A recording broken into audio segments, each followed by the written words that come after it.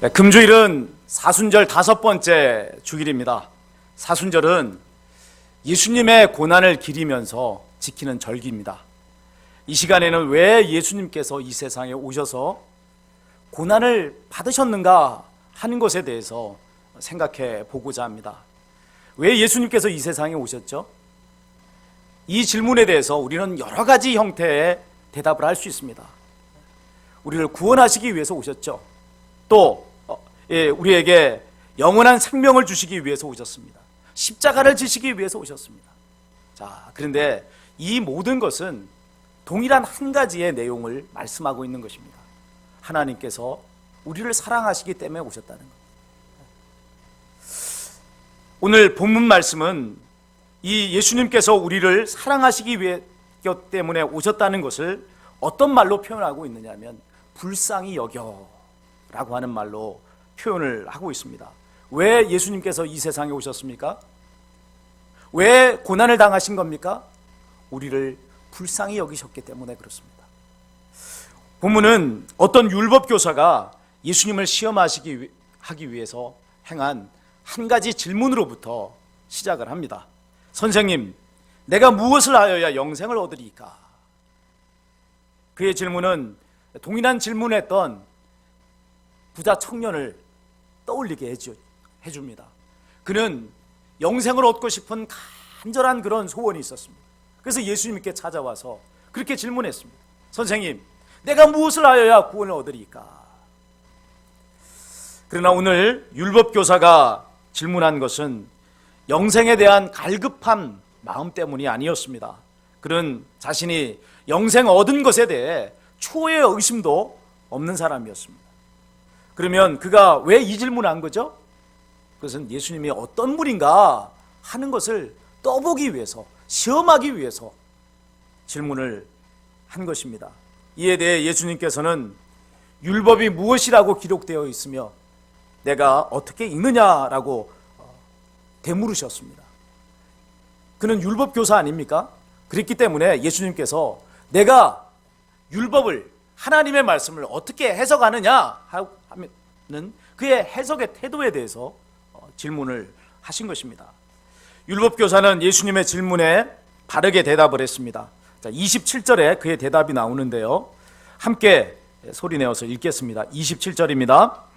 대답하여 이르되 내 마음을 다하며 목숨을 다하며 힘을 다하며 뜻을 다하여 주 너의 하나님을 사랑하고 또한 내 이웃을 내 자신같이 사랑하라 하였나이다.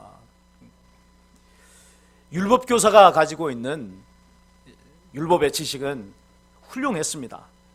그러나 그것이 율법에 담긴 하나님의 뜻을 깊이 깨달았다 하는 것을 의미하는 것은 아닙니다.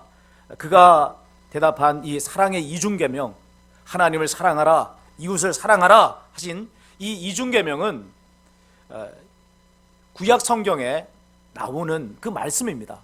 하나님을 사랑하라 하는 이 계명은 신명기 6장 5절에 나오고요, 이웃을 내 몸처럼 사랑하라고 하는 이 계명은 레위기 19장 18절에 나오는 말씀입니다. 예수님께서는 그에게 말씀하셨습니다. 내 대답이 옳도다. 이를 행하라. 그러면 살리라.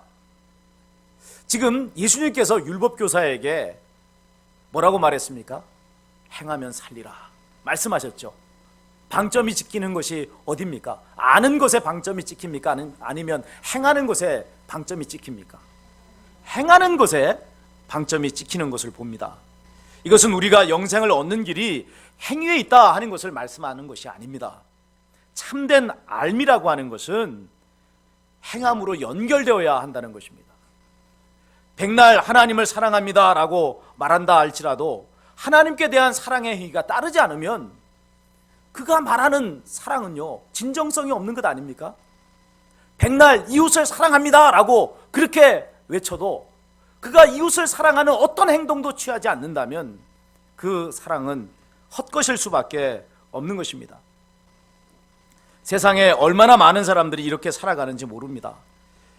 이웃을 사랑해야 한다 하는 이 말에 동의하지 못할 사람이 이 세상에 누가 있습니까? 모두가 다 이웃을 사랑해야 돼, 그렇게 다 말을 한단 말이에요. 그러나 정작 이웃을 사랑하는 행동을 취하면서 살아가는 사람은 소수에 지나지 않습니다. 왜 그럴까요? 이웃을 사랑해야 한다는 지식을 갖는 것만으로 이웃을 사랑한다고 착각하기 때문에 그래요. 또 왜 그렇습니까?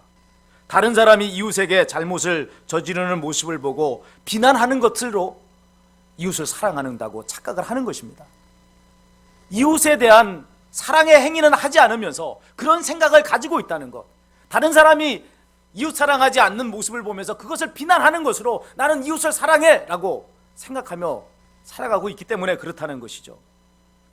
여러분, 참된 이웃사랑은 말에 그치는 것이 아닙니다. 행함으로 나타나야 합니다. 요한일서 3장 18절은 이렇게 말씀합니다. 자녀들아, 우리가 말과 혀로만 사랑하지 말고 행함과 진실함으로 하자라고 말씀합니다. 말과 혀로만 사랑하는 것은 뭐죠? 자기를 기만하는 것.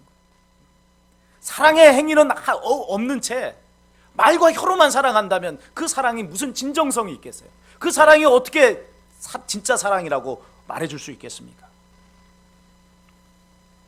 예수님의 이 말씀에 율법교사는 자기가 이웃 사랑을 실천하는 자라고 하는 것을 드러내기 위해서 또 한 가지 질문했습니다. 그러면 내 이웃이 누구니까? 유대인에게서 이웃이라고 하는 이 정의는 너무나 분명했어요. 누가 이웃일까요? 같은 동족, 같은 유대인만이 이웃이다 이 말이에요. 너무나도 분명하고 너무나도 명확한 이 답을 두고서 왜 율법교사는 이렇게 질문을 한 것입니까?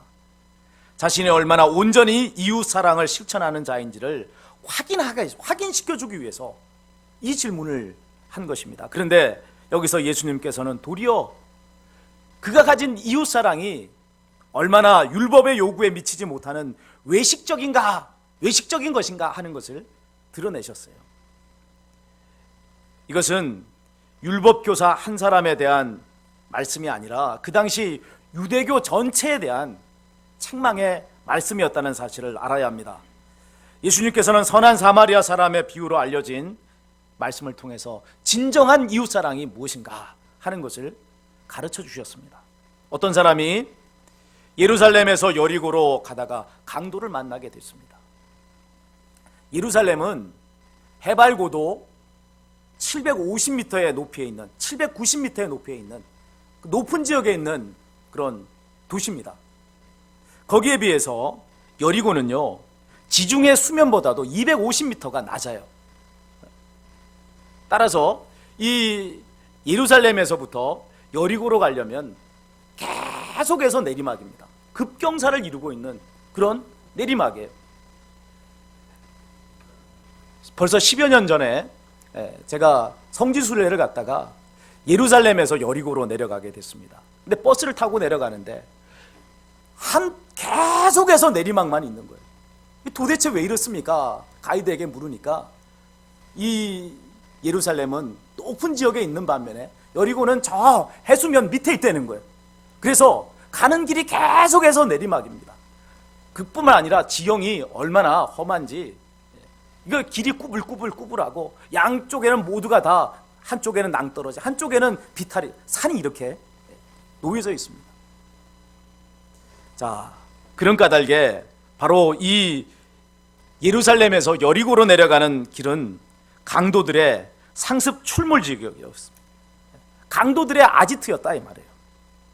자, 바로 이 길을 내려가다가 한 사람이 강도를 만나 옷이 벗겨지고 그리고 두들겨 맞아 거의 죽은 상태가 되고 말았다라고 말씀을 하고 있습니다. 자, 이제 죽어가는 이 사람, 그는 누군가 도와주지 않으면 이대로 생명을 잃을 수밖에 없는 상황이었습니다. 그때에 두 사람이 차례로 그 길을 내려갑니다. 제사장이 지나가고 그리고 레위 사람이 지나가는 것을 볼 수가 있습니다. 그들의 등장은 예수님의 말씀을 듣고 있었던 사람들에게 기대를 갖게 하기에 충분했습니다. 이 제사장과 레위인은 어떤 사람이죠? 이웃을 사랑하라, 내 몸처럼 사랑하라고 하는 사실을 너무나도 잘 알고 있는 사람이란 말이에요. 그리고 백성들에게 이웃을 내 몸처럼 사랑해야 된다라고 하는 이 율법의 지식을 가르치는 사람이었습니다. 그러니 제사장이 내려간다면 틀림없이 지금 죽어가고 있는 이 사람을 도와줄 것 아니겠습니까? 레위 사람이 간다면 그가 틀림없이 이 사람을 구해낼 거라 그들은 기대하였습니다. 그러나 안타깝게도 그들은 강도 만난 사람을 보고 피하여 지나가고 말았습니다. 왜 그랬을까요? 이유가 있죠. 어떤 이유입니까? 첫째는 신변상의 위험이라고 하는 현실적 이유 때문에 그렇습니다. 지금 강도 만난 사람이 쓰러져 있다는 것은 무엇을 의미하죠? 그 근처에 무엇이 있다는 거예요? 강도가 있다는 거예요. 그런 상황에서 그를 돕기 위해서 달려가는 것은 자신을 위험에 빠뜨리는 어리석은 행위에 지나지 않는 것입니다.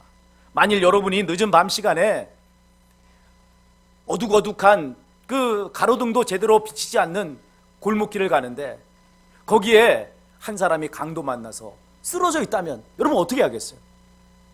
그 사람에게 달려가서 어떻게든 그 사람을 도와주기 위해서 막 애를 쓰겠습니까? 그거보다는 먼저 그 자리에서 도망치기 바쁠 거 아니에요. 그 위험한 지역에서 빨리 벗어나야겠다. 벗어나서는 그리고서는 경찰서에 전화를 하지 않겠습니까? 이게 대부분의 우리가 하는 행동입니다. 그 사람 곁에 있지 않는다 이 말이에요. 왜 그래요? 그것 때문에 공연히 내가 신변상의 어려움을 당하고 그것 때문에 공연히 어려움에 이 사람이 당한 어려움에 함께 엮이고 싶지 않은 것 아니겠습니까?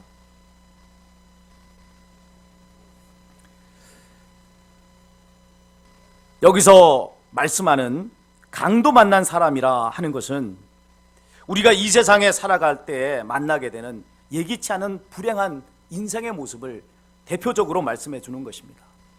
어떤 일들이 있을까요? 우리가 살아가는 인생에 예기치 않게 내가 원하지도 않았는데 당하게 된 시련들, 그건 어떤 것이 있습니까?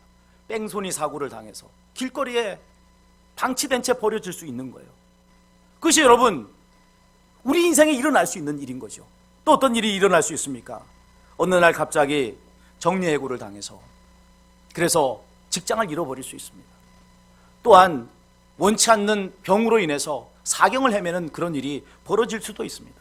우리가 살아가는 인생에는 이렇게 강도 만난 일들이 일어나는 그런 인생이라는 사실을 알아야 합니다. 자, 그런데 이런 불행을 당한 사람들과 엮이고 싶지 않은 것이 우리의 솔직한 심정 아닙니까? 공연히 그 일과 엮여가지고 나만 힘들어질 수 있기 때문에 그렇습니다. 그런 일은 어디에다 맡겨야 돼요? 나라에 맡기고 그 다음에 자선 단체에게 전문적으로 일을 하는 자선 단체에게 맡기고 그래야 되지. 내가 무슨 힘이 있다고 그 사람들을 도와주겠어? 온 세상에 얼마나 이렇게 강도 만난 사람들이 많은데 내가 그 사람들을 다 어떻게 감당해? 우리는 그렇게 생각을 하면서 그 자리를 빠져나온단 말이에요. 자, 여기 이 제사장과 레위 사람, 그가 강도 만난 사람을 보고 피해갔던 이유는 자신의 이런 그 신변상의 어려움, 그가 당한 이 어려움에 엮이고 싶지 않는 그 마음 때문에 그를 피해갔다라고 말씀을 드리는 것입니다. 두 번째 이유가 있습니다. 종교상의 이유입니다. 제사장과 레위인은 성전에서 일하는 사람들이죠. 강도 만난 사람을 도우려고 하다가 그가 죽기라도 한다면 제사장과 레위인은 부정해질 수밖에 없어요. 시체를 만지면 부정해지잖아요. 그러면 얼마간 하나님의 일을 할 수가 없게 되는 것입니다. 그들은 이렇게 생각했을 것입니다. 나는 이 일보다 더 큰 일을 해야 돼. 하나님을 섬기는 일을 해야 돼. 그러니 이 일은 하지 않아도 돼. 이 얼마나 그럴듯한 명분입니까? 그러나 그것은 하나님을 바르게 섬기는 일도 아니고 하나님의 뜻도 아니잖아요. 이웃을 사랑해야 한다는 지식을 너무나도 분명히 가지고 있음에도 불구하고 우리가 불행당한 이웃을 돕지 않는 데는 많은 이유들이 있어요. 어떤 이유가 있습니까? 꼭 내가 도와야 돼? 이런 이유가 있잖아요. 아니, 나만 도와야 돼? 이 세상에 나 말고도 도울 사람이 얼마나 많은데 우리는 그렇게 이유를 가져다 붙입니다. 나도 힘들어 라고 말할 수 있습니다. 스스로 일어나려고 하는 의지도 없는 사람들인데 도와서 뭐하나? 밑 빠진 독에 물 붓기지. 그런 이유를 가져다 댈 수도 있습니다. 여러분, 돕지 않고자 하는, 않을 수 있는 만 가지의 이유들이 있다는 사실을 알아야 합니다. 이것들이 다 무엇일까요? 내 이웃이 누구입니까? 라고 선을 긋는 행위라는 사실을 알아야 합니다. 그렇게 함으로써 내가 이웃을 돕지 않는 현실을 합리화시키고 자기를 기만하는 것입니다. 이것이 뭐냐면 외식하는 종교인의 모습이에요. 그는 참 하나님의 백성이 아니고 영생을 얻지 못한 자입니다. 자, 이제 예수님께서는 제3의 인물을 등장시키고 있습니다. 누가 등장합니까? 사마리아 사람. 사마리아 사람이라는 말이 나왔을 때 예수님의 말씀을 듣고 있었던 청중들은 헐 했을 거예요. 헐. 기가 막히다는 거죠. 왜 이런 반응을 보였을까요? 유대인들에게 사마리아 사람은 이방인과 다를 바 없는 부정한 자들이었어요. 율법도 제대로 알지 못하는 무식하게 짝이 없는 자들이었습니다. 그런 까닭에 유대인들은 사마리아 사람들을 사람 취급하지 않았어요. 그러니 사마리아 사람들 역시도 유대인들에 대해서 좋은 감정을 가질 수 없는 것 아니겠습니까? 그래서 유대인과 사마리아 사람은 원수지간이었습니다. 이런 상황에서 사마리아 사람이 이야기 속에 등장하자 유대인 청중들이 무엇을 기대할 수 있겠습니까? 야, 참 인간 같지도 않은 사마리아인이 등장했구나. 그가 강도 만난 사람, 건드리지 않고 그냥 보고만 지나가기만 해도 다행이다. 그렇게 생각을 했을 거예요. 원수지간이니까 이 강도 만난 사람을 바라보고 아주 못된 말을 하고 지나갈 수도 있고 한번 걷어차고 갈 수도 있고 그런 거 아니겠어요? 그것만 하지 않고 제사장이나 레위 사람처럼 멀찍이 돌아가기만 해도 다행일 거다. 그렇게 청중들은 생각을 한 것입니다. 그런데 기대하지 않는 말씀이 예수님의 입에서 나옵니다. 그가 강도를 만난 사람에게 다가가서 응급처치를 해주고 자기 짐승에 태워 주막에 데려다 주고 밤새도록 간호를 했다는 거예요. 그뿐이 아닙니다. 이튿날 이를 보기 위해서 떠나면서 주막 주인에게 데나리오 돈 둘을 주면서 말했다는 것입니다. 이 사람을 돌봐주시오. 비용이 더 들면 내가 돌아올 때 갚아줄 것이오. 왜? 지금 이 사마리아 사람은 강도 만난 사람을 위해서 자신의 신변의 위협도 무릅쓴 거 아닙니까? 시간과 물질도 아낌없이 그를 위해서 사용했습니다. 어떤 이유에서? 어찌 이 사마리아 사람은 율법도 알지 못하는 사람인데 어떻게 해서 이런 놀라운 일을 행한 것일까요? 예수님께서 말씀하시는 핵심 이유가 있습니다. 우리 33절을 함께 읽어보겠습니다.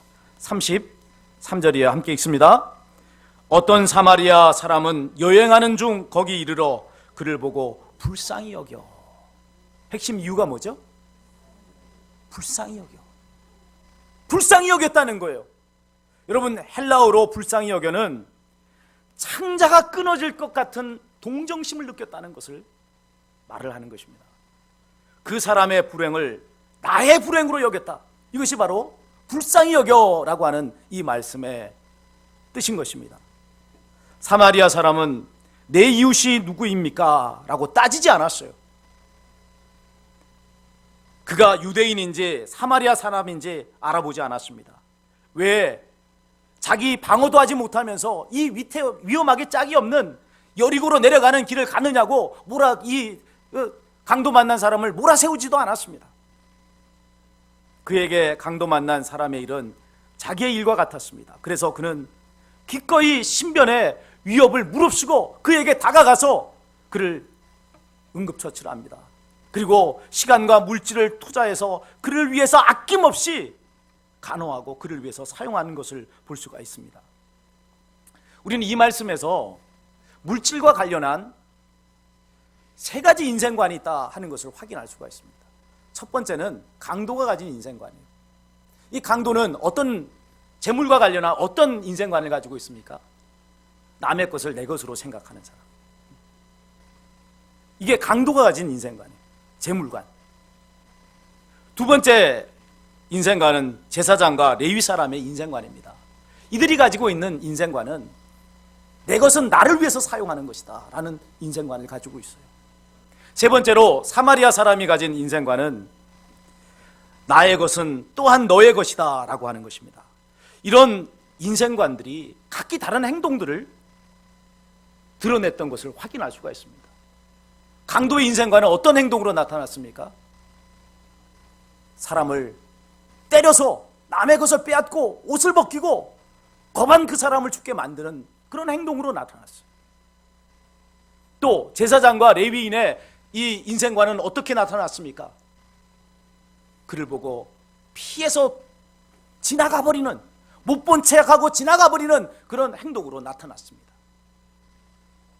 사마리아 사람의 인생관은 어떻습니까? 가까이 가서 기꺼이 그를 돌봐주는 행동으로 나타난 것을 볼 수가 있습니다. 예수님께서는 여기까지 말씀하신 후에 율법 교사에게 물으셨습니다. 내 생각에는 이 세 사람 중에 누가 강도 만난 자의 이웃이 되겠느냐? 지금 우리가 이 예수님의 말씀을 주목해서 볼 필요가 있습니다. 예수님의 이 말씀은 앞에서 율법 교사가 내 이웃이 누구입니까? 라고 질문했던 것을 뒤집어 놓은 거예요. 율법 교사는 나의 입장에서 지금 강도 만난 내 이웃이 누구냐고 그렇게 질문을 한 것이죠. 거기에 대해 예수님께서는 강도 만난 사람의 입장에서 이웃이 누구인지 접근을 하고 계시는 것입니다. 시각을 완전히 뒤집어 놓은 거예요. 고난당한 사람의 입장, 강도 만난 사람의 입장에서 누가 진정한 이웃이 되겠느냐?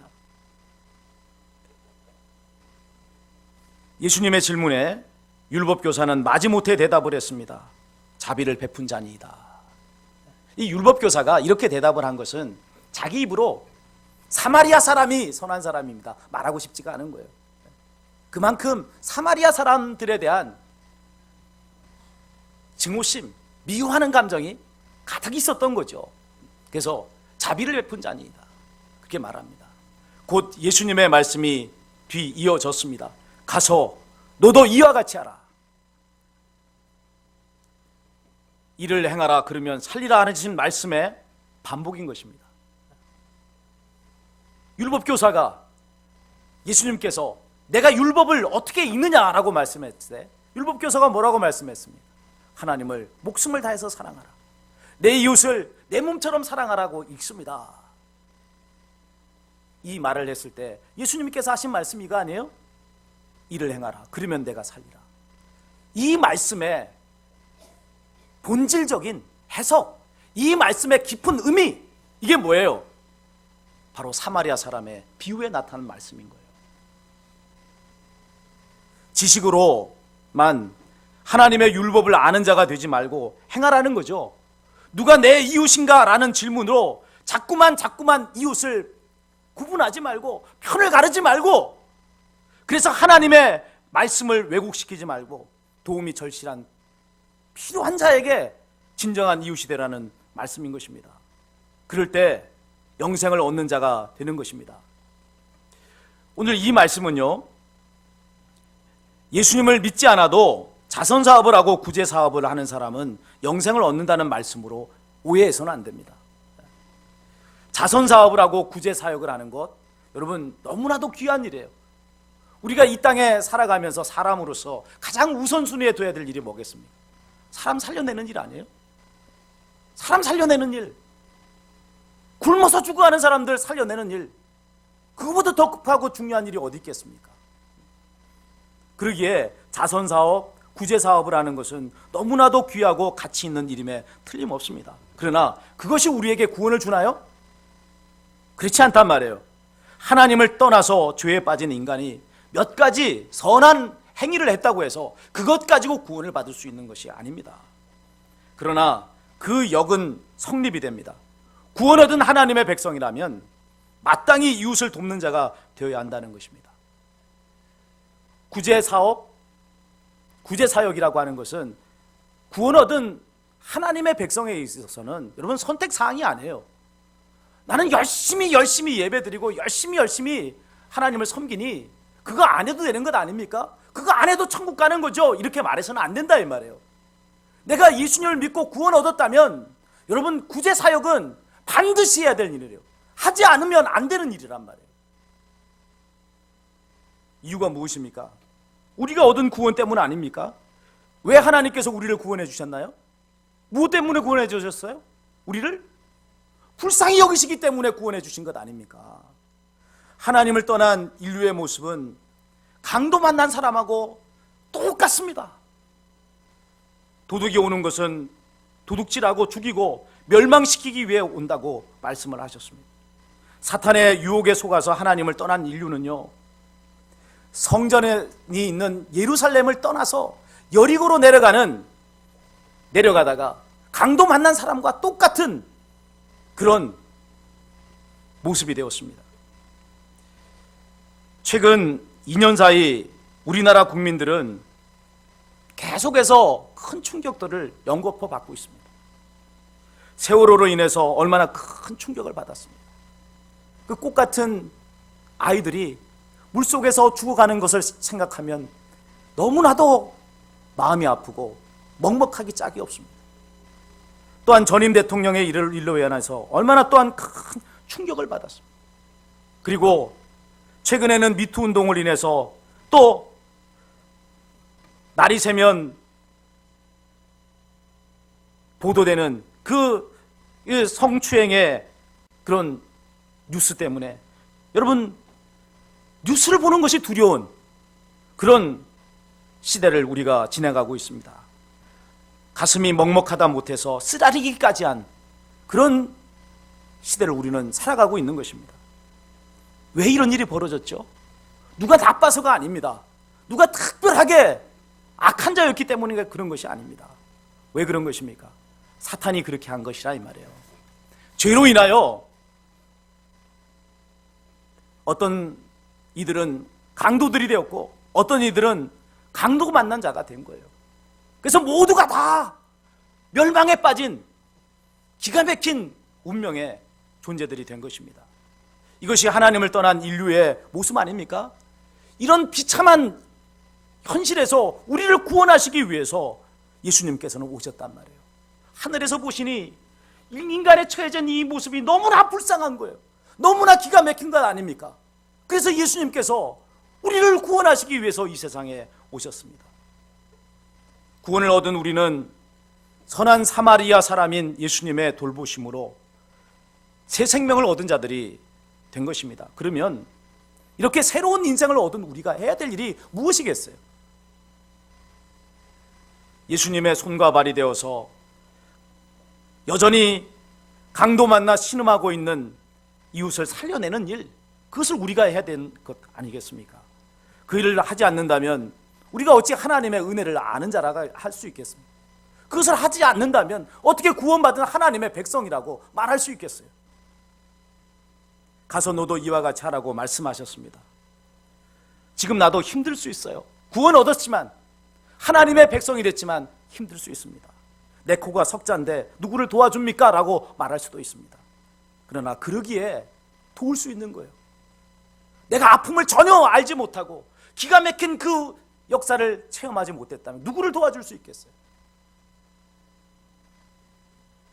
코러스라고 하는 영화를 보면 그 영화에 이 클레몽 마티우라고 하는 선생님이 등장합니다. 이 선생님은 작곡가예요. 그런데 작곡의 일에 실패를 해서 그래서 어느 기숙학교에 교사로 왔습니다. 이 기숙학교는 이제 2차 세계대전을 끝난 직후에 가난한 이 아이들을 모아놓고 거기서 교육을 하는 그런 정말 가난하게 짝이 없는 그런 학교입니다. 그 학교에 있는 아이들은 다 어렵고 힘들고 기가 막힌 상황 속에 있는 아이들이에요. 인생의 출발도 제대로 된 출발도 하기 전에 실패해버린 아이들. 근데 이 아이들에게 또 실패해버린 클레몽 마티우라고 하는 이 선생님이 왔습니다. 무엇을 가르칠 수 있겠어요? 어디에도 소망이 없고 어디에도 답이 없을 때에 한 번은 이 아이들이 클레몽 마티오 선생님이 극적해 놓았던 그 악보를 보고 노래를 부르는 소리를 들었습니다. 그것을 보고서 이 마티오 선생님은 희망을 발견합니다. 아이들이 노래 부를 수 있다면 소망이 있다는 거예요. 아이들이 노래 부를 수 있다면 빛이 비출 수 있겠다. 그래서 그는 이 아이들을 모아서는 노래를 가르치기 시작합니다. 노래를 가르치자 아이들이 바뀌기 시작하는 거예요. 저마다 마음에 있는 아픔과 고통과 괴로움이 씻어져 나가고, 그리고 새로운 인생의 희망과 소망을 품고 출발할 수 있는 그런 심령으로 치유되는 역사가 일어난 것을 보게 됩니다. 어떻게 이 클레옹 마티우라고 하는 이 선생님이 아이들을 치유할 수 있는 능력이 있었습니까? 그에게는 아무런 능력도 없었어요. 뭘 가지고 왜 아이들을 치료하겠어요? 그런데 그가 깨졌고 넘어졌고 실패했던 그 아픔의 경험이, 자기에게 어떤 희망도 없었던 그것이 도리어 아이들을 살려내고 그 아이들에게 접근할 수 있는 무기가 되었다는 사실을 보게 됩니다.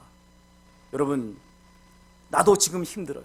예수님을 믿었지만 여전히 아픔이 있고 여전히 고통이 있습니다. 그러나 여러분, 지난날 하나님을 떠났기에 강도 만났던 나를 떠올려 보십시오.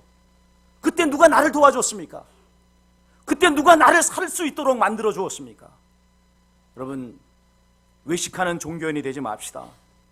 강도 만난 이웃에게 예수님의 손과 발이 되어 그들을 살려내는 진정한 제자들이 되시기 바랍니다.